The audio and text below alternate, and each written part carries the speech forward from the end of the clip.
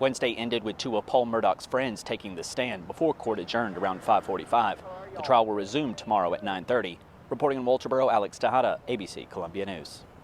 Before leaving the courtroom today, the two parties discussed how much longer is this trial going to take. Creighton Waters said that the state hopes to rest its case Wednesday of next week. Harpootlian saying that the defense needs a week for testimony themselves, but he would try to condense it as much as possible.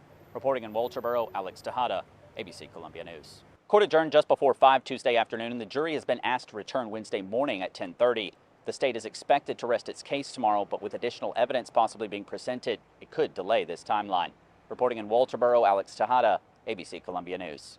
But before that, the defense still had 3 witnesses to call up. Some of the crime scene experts that testified for the defense disagreed with the testimony from the crime scene experts presented by the state. Alec Murdaugh was found guilty of all charges. His sentencing will take place tomorrow morning at 9:30. He faces the possibility of life in prison without parole. Reporting in Walterboro outside the Colleton County Courthouse, Alex Tejada, ABC Columbia News. As part of National Donor Month, the Red Cross is entering anyone who gives during the month of January into a drawing for a chance to win a trip for 2 to next year's Super Bowl, in case you need any extra motivation. Could these possibly be the winning lottery tickets? It happened in Simpsonville, and it could happen here in Columbia. So what are your odds of winning the lottery? One of the places in the state with the lowest percentage of residents with internet is right here in the Midlands, Saluda, South Carolina. No one who thought they were close to this man knew who he really was, and Your Honor, that's chilling. A man like that, a man like this man, should never be allowed to be among free, law-abiding citizens again. Attorney Creighton Waters asked Judge Clifton Newman to sentence Murdaugh to 2 life sentences in prison. The judge addressed Murdaugh before giving out the sentence. And I know you have to see Paul and Maggie during the night times when you're attempting to go to sleep. I'm sure they come and visit you. I'm sure. All day and every night. Yeah, I'm sure. Judge Newman sentenced Murdaugh to 2 life sentences in prison to be served consecutively. Judge, I tell you again, I respect this court, but I'm innocent. I would never, under any circumstances, hurt my wife, Maggie, and I would never, under any circumstances, hurt my son, Paul. You can convince yourself about it, but obviously you have the inability to convince anyone else about that. Chief of SLED Mark Keel addressed the media after Murdaugh was let out of the courtroom by law enforcement. I want to make one thing clear to everybody. There are no winners today. The defense continued to argue that SLED conducted a poor investigation into Maggie and Paul's murders. Fingerprints, footprints, and all kinds of forensic things that weren't done. Defense attorneys were also critical of the information allowed as evidence during the trial and are planning an appeal. We think the appellate courts will take a strong look at that.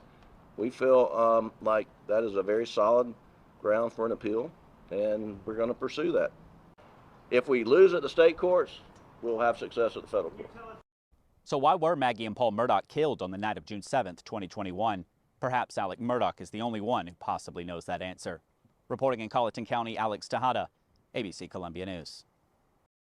City Council has spent a long time over this past year really emphasizing the importance of growing our small businesses, because when small businesses succeed, communities succeed. Many leaders in Columbia see potential for economic growth in the city's North Main or NOMA district. You got nice sidewalks, your street widening, lights, and utilities, underground utilities. You know how many folks are jealous? Speaker of the House Murdaugh Smith says his hometown of Sumter has seen economic growth thanks to the opening of a brewery. It made one of our main streets a thriving area of Sumter to which people come all the time and say, wow, I didn't know y'all had this. You even have a brewery over here. The Middleton siblings, entrepreneurs who live in Columbia, decided to try a similar idea in NOMA and open Peak Drift Brewing Company.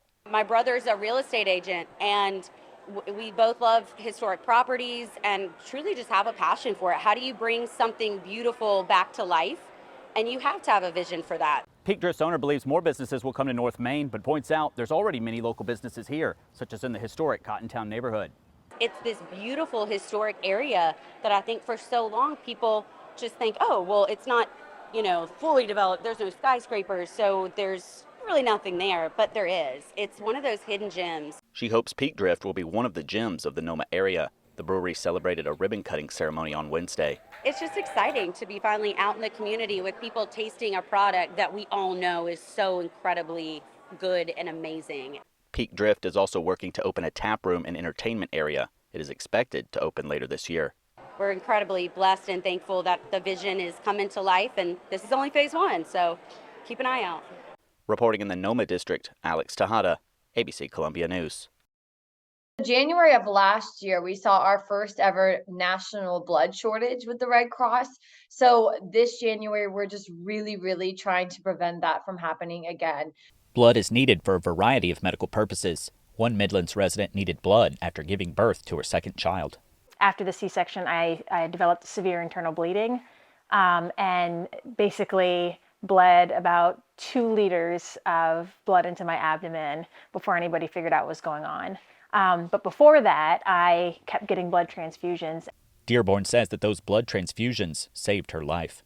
I am so thankful. I would not be here for my kids if people hadn't donated, and I will forever be appreciative. To help people in South Carolina who need blood, you can donate Wednesday at Flight Adventure Park at Sandhill off of Fashion Drive. Definitely eat well before you donate blood, hydrate, but it's a really easy process, and we take such good care of you. The process of giving actual blood only takes about 10 minutes. From start to finish, it only takes about an hour.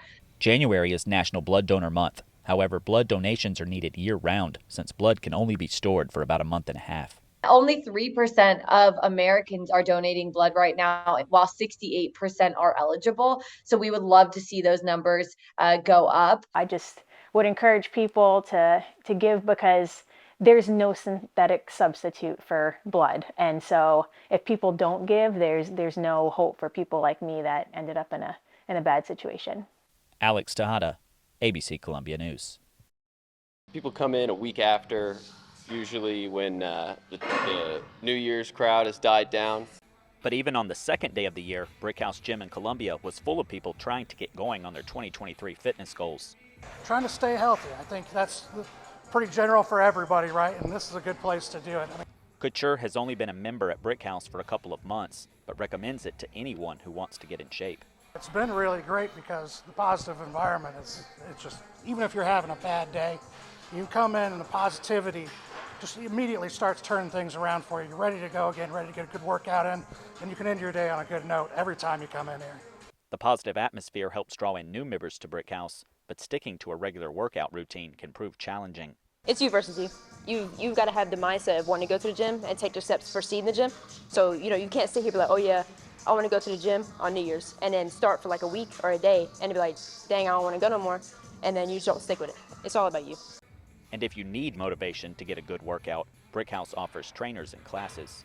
Classes are free. Rebecca teaches those classes. They're phenomenal. She has a lot of energy. She's got superstar power when she's in here.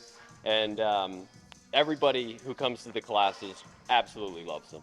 But no matter how much you work out, losing weight or building muscle requires work outside the gym as well. And that's what people fail to realize too. You can go to the gym all day. You can hit cardio, you can hit body, you can do whatever, but if you don't eat right outside the gym, you're not really going to see a lot. However, gym staff say that the first step is getting started. There's a place for everybody here, so it's a really great environment. Judgment free. A lot of people fear judgment at gyms. Don't. We all got to start somewhere. So no matter your fitness goals for the new year, Brickhouse Gym is here to help you get started and to keep your resolution. Alex Tejada, ABC Columbia News.